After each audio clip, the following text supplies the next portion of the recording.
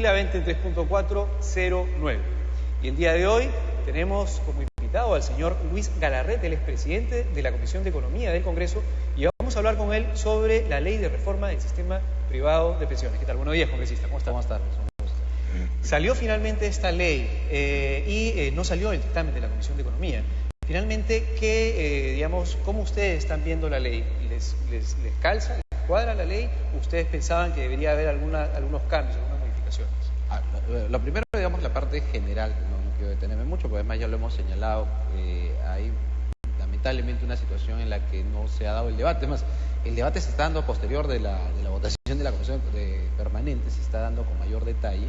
Sí se hizo en la Comisión de Economía, por lo menos hemos estado unas 3 semanas desde que llegó el proyecto del Ejecutivo, ¿no? Recordemos que el proyecto del Ejecutivo llega el 2 de junio, propuesta que el ministro de Economía lo planteó el 31 de agosto, el 23 de agosto del 2011. Entonces, yo le decía en algún momento en un medio de comunicación al señor presidente Humala, le decía, pues, señor presidente, si su ministro de Economía se ha demorado casi un año para enviar el proyecto de AFPs al Ejecutivo, ¿cuánto tiempo le va a dar usted a los ciudadanos en el reglamento de la superintendencia para que puedan tomar decisiones sobre un tema que es bien complejo, ¿no? Entonces, dejando de lado los antecedentes, creo que no muy buenos, puesto que esto es una reforma que sale sin dictamen de regulación de trabajo y seguridad social, que es la que tenía mayor competencia, ni de economía, sino sale a través de defensa del consumidor, genera un precedente negativo.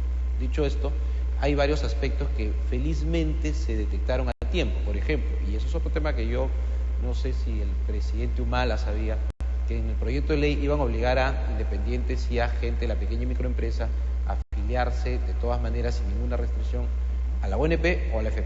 Entonces, ese es un tema que queríamos detallar lo importante, porque en la ONP, tú lo sabes muy bien, con 20 años mínimo de aportación tienes una jubilación.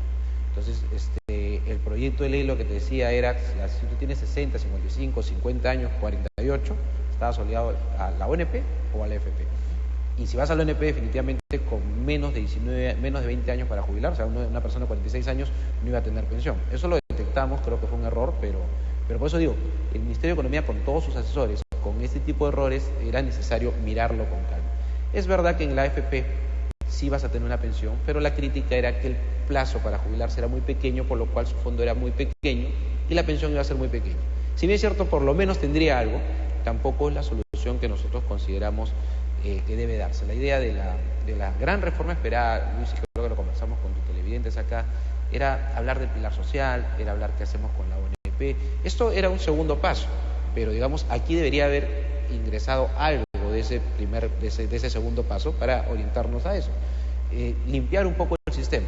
Hoy día tenemos mucha gente de 50 años que perdió el empleo, y es que en el Perú pues uno se queda sin empleo a los 52 años y es difícil volver a engancharse en el mercado laboral, o sea, no tenemos una empleabilidad permanente.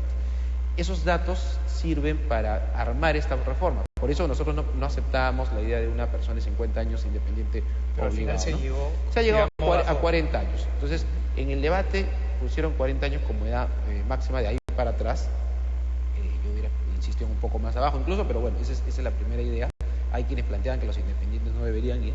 Y después se recogió cosas que, digamos, por las partes positivas que plantearon entre el congresista mismo Juan Carlos Seguren, diputado Andrés García Belaúnde, Fernando Andrade, los fujimoristas Rolando Reati, Ceci Chacón, plantearon temas como, por ejemplo, hacer esto de un delito previsional.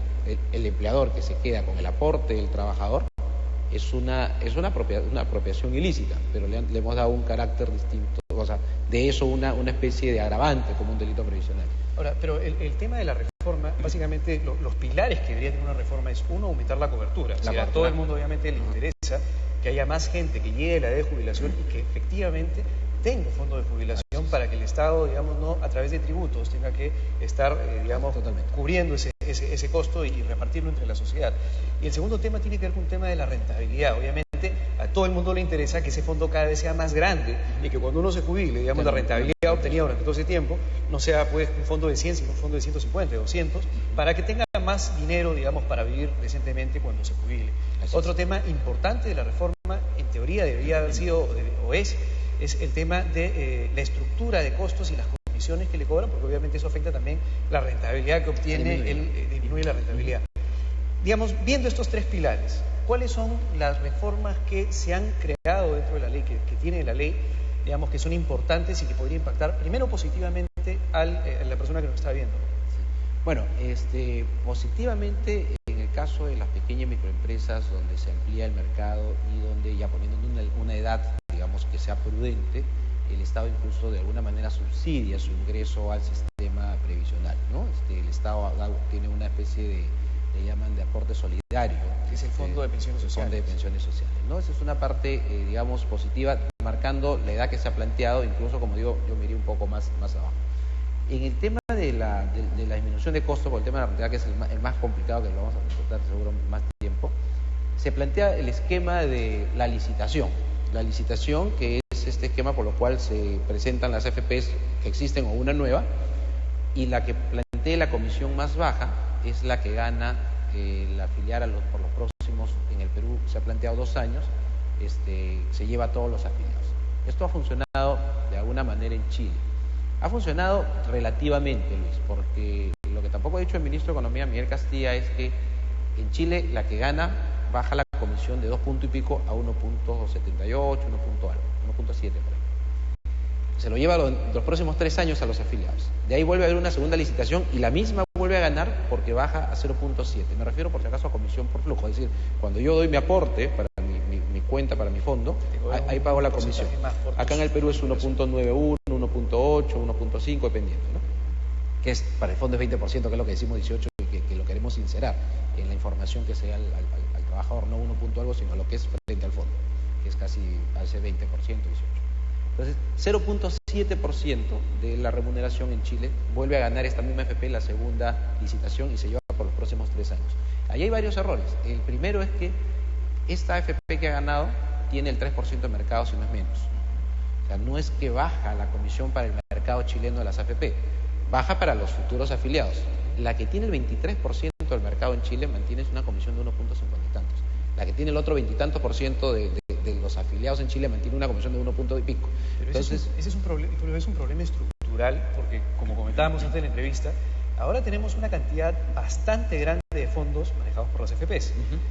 Cada fondo que se licite el futuro, porque van a ser nuevos afiliados, es decir, si yo tengo un fondo de este tamaño, la cantidad de fondo que voy a licitar va a ser un fondo muy chiquito, porque va a ser el fondo de ese año, de la gente de los nuevos aportantes de ese año. Por lo tanto, el mercado que va a haber para esta nueva AFP que tome o que gane por digamos, la tasa más baja de comisiones, va a ser chiquitísimo con respecto a todo lo que ya existe. Y el gran problema, como comentábamos también, es que todo lo que ya existe, todo ese fondo, ya no se va a poder ir así nomás a cualquier otra AFP, ni siquiera nueva, porque ya se cobraron todas las comisiones sobre ese fondo desde este momento hasta que toda la gente de ese fondo se jubile. O sea, si todo ese fondo grande se transfiere a una nueva que cobre más barata, no va a cobrar nada, porque ya todo esto... Comisión sobre eso ya se cobró.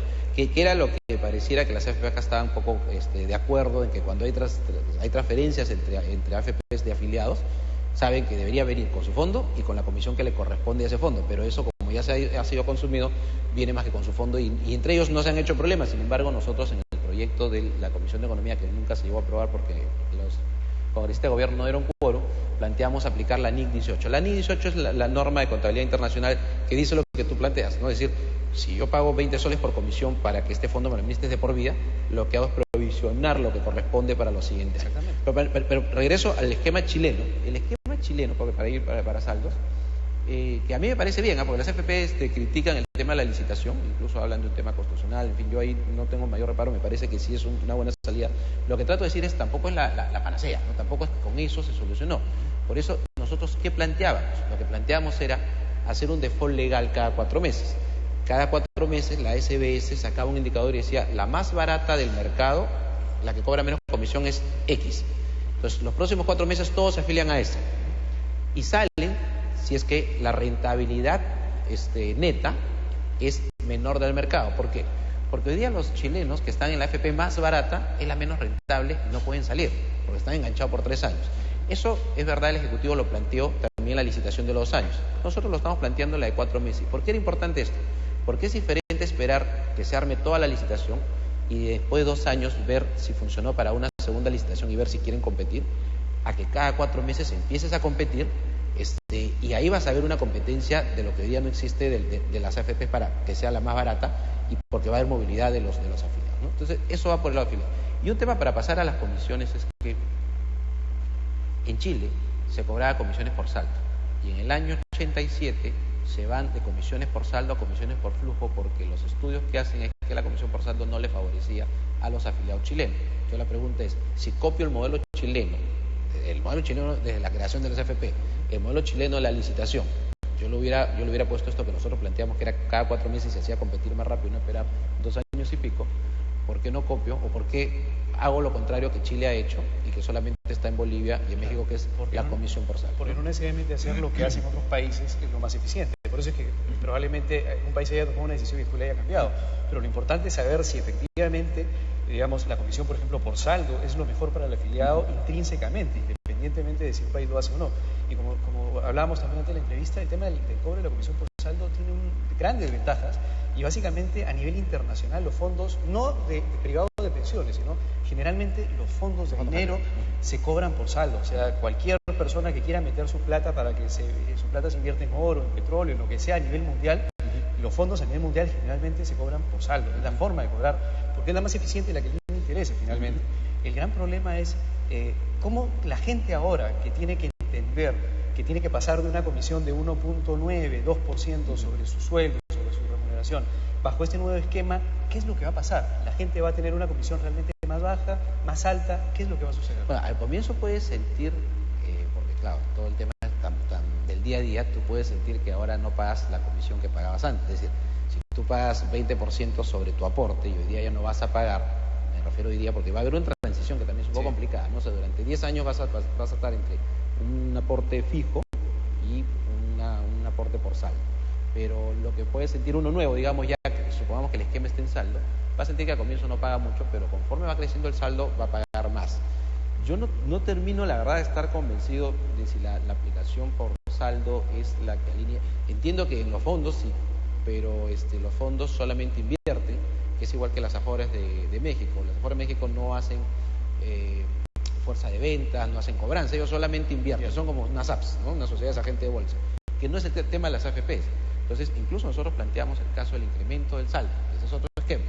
El incremento del saldo sí nos dice lo que realmente ha ganado esa AFP y lo que debería cobrarnos sobre esa verdadera rentabilidad. Es otra forma de cobro también. Es otra forma de cobro, pero claro, si yo tengo en enero 1.000 soles, yo voy a pagar sobre esos 1.000 soles. Si en febrero yo ya aporté 100, tengo 1.100, voy a pagar sobre los 1.000 que pagué en enero y sobre los 1.100.